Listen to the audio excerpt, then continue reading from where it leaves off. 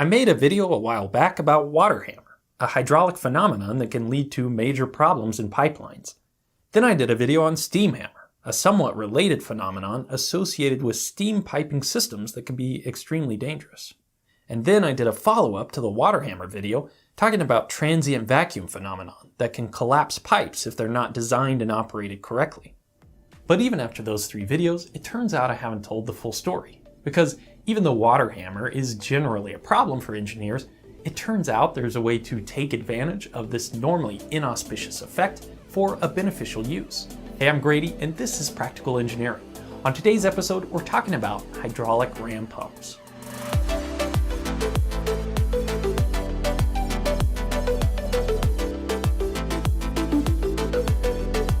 This video is sponsored by NordVPN. Visit nordvpn.com/practicalengineering to get 81% off a 3-year plan. More on that later.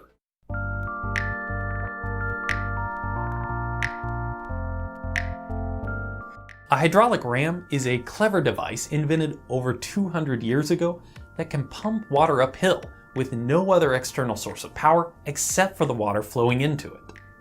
No, it's not a free energy device, but if you search around, you'll find lots of great implementations of this style of pump on YouTube, mainly from people doing homesteading and off-grid lifestyle vlogs.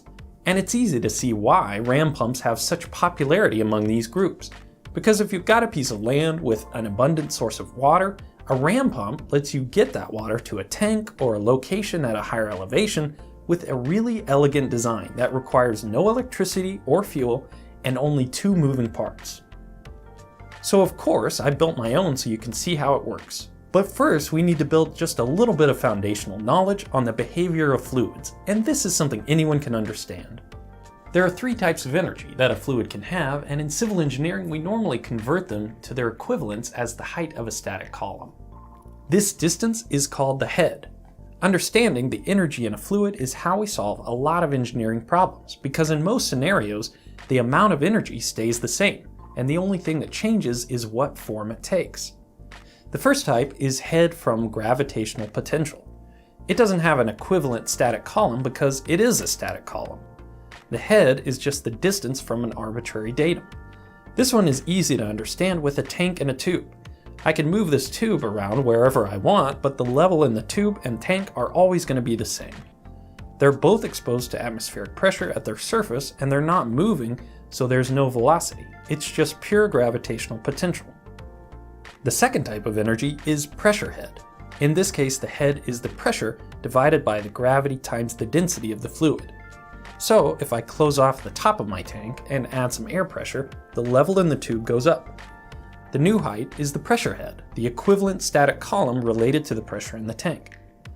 For a given pressure, a denser fluid like mercury will have a lower head compared to a lighter fluid like water because they have different unit weights.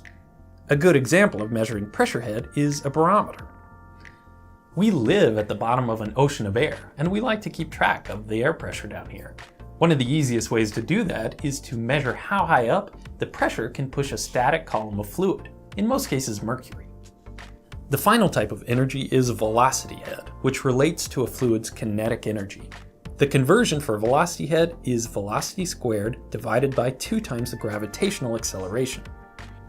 I can demonstrate the equivalent column of water using a tool called a pitot tube. That's a lot of background, but it's important in understanding the function of a ram pump. Because without an external source of power, even though you can go from one type of energy to another, you can't get more energy out than you had at the start.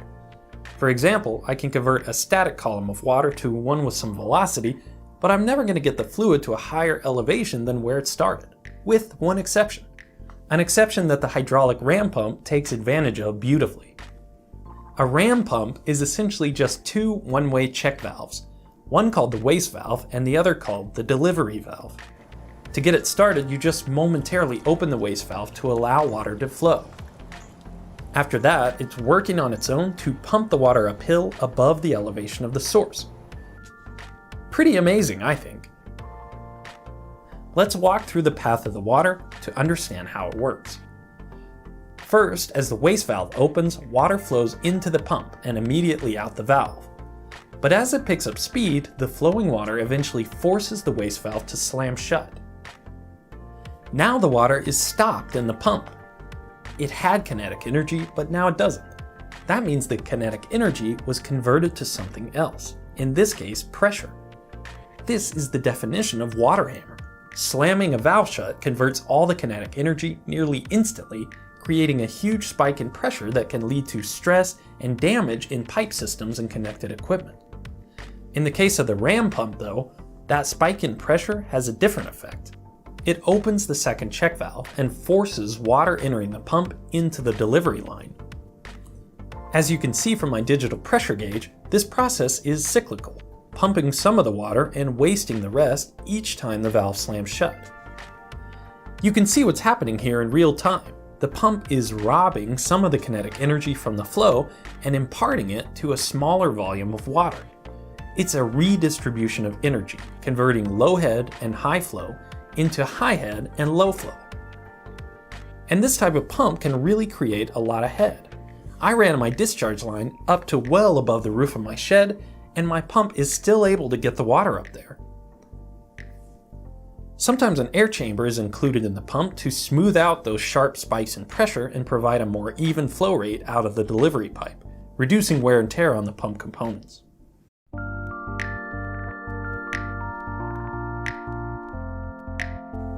If you think in terms of modern electrical devices, imagine we installed a hydropower turbine on a pipe to spin a generator and then use that electricity to power a pump to move the water coming out of the turbine.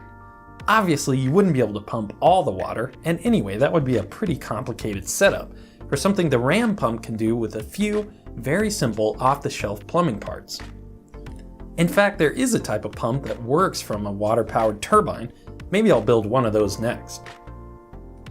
For now though, I think the ram pump is an ingenious way to take advantage of the properties of fluids. We all need water for a variety of reasons, so being able to move it where we need it without any fancy equipment or external sources of power is a pretty nice tool to have in the toolbox. My privacy and online security are really important to me. I don't want my identity stolen, and I don't really trust my internet service provider to be a good steward of the data that they collect about me.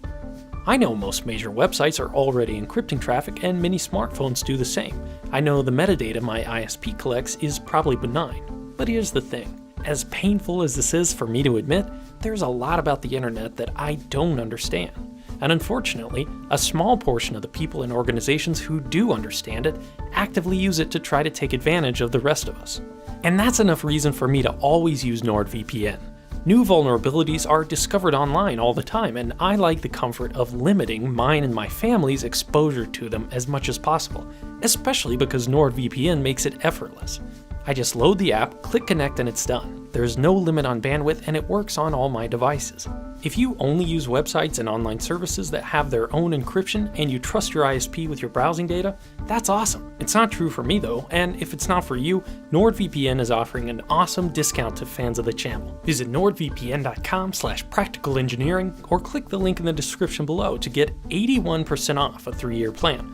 Plus, when you use the code Practical Engineering, you'll get 4 months free and the NordPass Password Manager app. Thank you for watching, and let me know what you think.